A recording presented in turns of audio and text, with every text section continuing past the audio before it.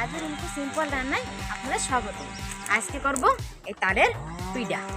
তাল নিয়ে এসেছি গাছতলাতে কুটে, এখন এর পিঠা বানাবো। চলো হয় পিঠা। এই তালটা ধুয়ে নেব,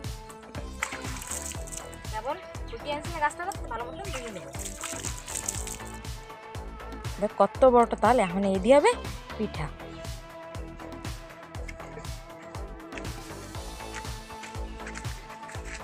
আর একটা পিঠা বানতে চলে এসেছি ঘরে।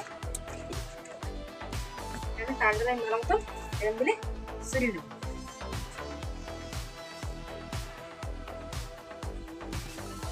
তালটা আমি এই কালা হিসাটা ফালা দেবো সুজি।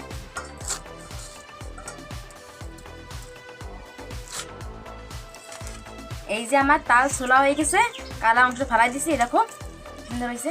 দেখো এখন আমি এর বেশি বাই করে নেবো তালের। এই তালের একটাই বেশি হয়েছে, এমনি হলে দুটো তিনটে হয়, দুটো হয়, কোনটা তিনটে হয়, তো এইটাই একটা হয়েছে। আর এই যে ছোটটা বেশি হয়েছিল, ওই যে বেশি বড় হয়নি কাঁঠাল। এই যে আমার তাল, এখন তালের আমি ফল বাই করে নেবো। তাই এরকম কষলে কষলে হাত দিয়ে কষলে কষলে বাই করা যায়, এতে কষ্ট হয়, সময় বেশি লাগে। তা আমি এই গেটার নিচ্ছি, এই গেটারের সাহায্যে আমি পুরো ফল, এই তালের ফল পুরো বাই করে নেবো।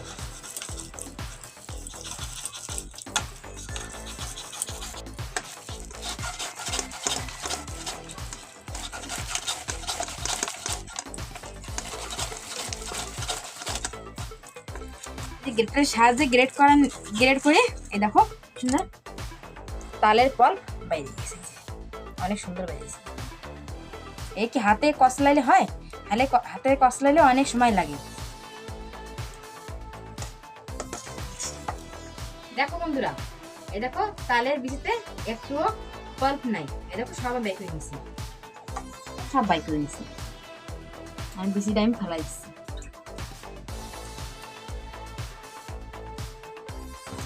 এই যে আমার পুরো তালের পাল্প বাই করা হয়ে গেছে, এই দেখো কিছু দেখাচ্ছে, এই দেখো কিভাবে সফট হয়েছে।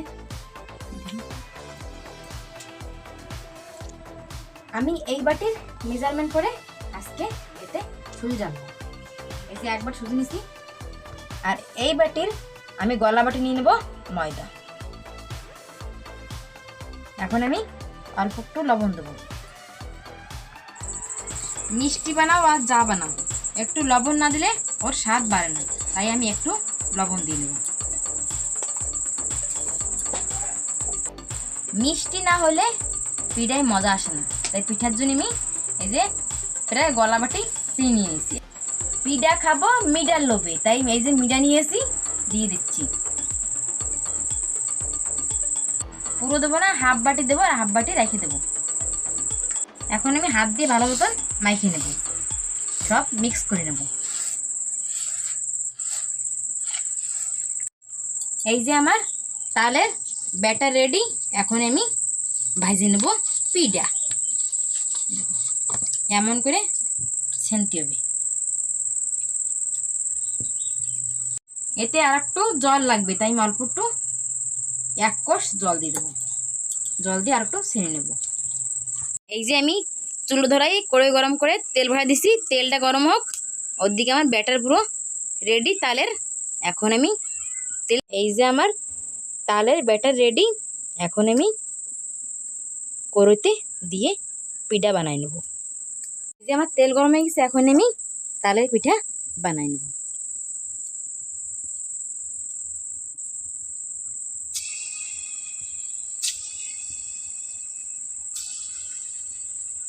এরকম করে আমি সব দিয়ে দেবো।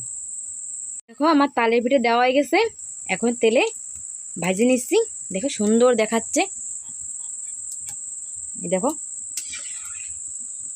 এই পিঠ ও পিঠ করে আমি পুরো লাল লাল ভাজে নেব, ভালো মতন অল্প আঁচে ভাজে নেব।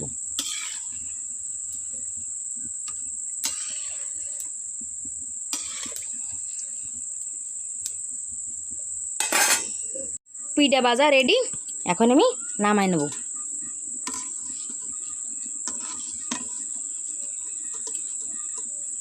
এই দেখো সুন্দর দেখাচ্ছে, খেতে অনেক স্বাদ।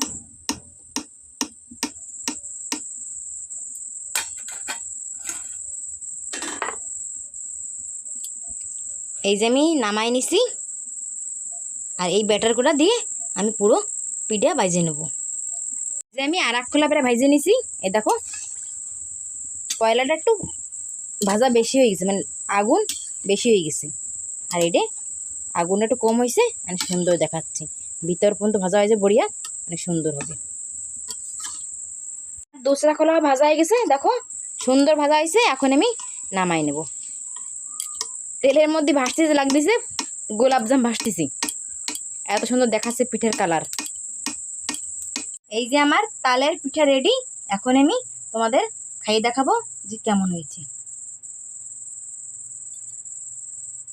এই দেখো সুন্দর হয়েছে, দেখো ভিতরে বড় সফট হয়েছে, আর বাইরে অনেক ক্রিপসি হয়েছে, অনেক সুন্দর লাগে টেস্ট। ভিডিওটা যদি ভালো লাগে, তালের পিঠা যতই ভালো করে বানানো না কেন, তালের পিঠাতে একটু গরম গরম তিতকুড়ি লাগে, ঠান্ডা হলে অনেক সুন্দর লাগে। এখনই বানাইছি আমি, যে ঠান্ডা হয়েছে সে খাবো, অনেক সুন্দর টেস্ট হবে, আর তিতকুড়ি লাগবে না। তাই গরম গরম ভালো লাগে না, ঠান্ডা হলে বেশি ভালো লাগে তালের পিঠে। ভিডিওটা যদি ভালো লাগে লাইক শেয়ার সাবস্ক্রাইব অবশ্য করবে। আগামী দেখাও নতুন একটা রেসিপির সঙ্গে।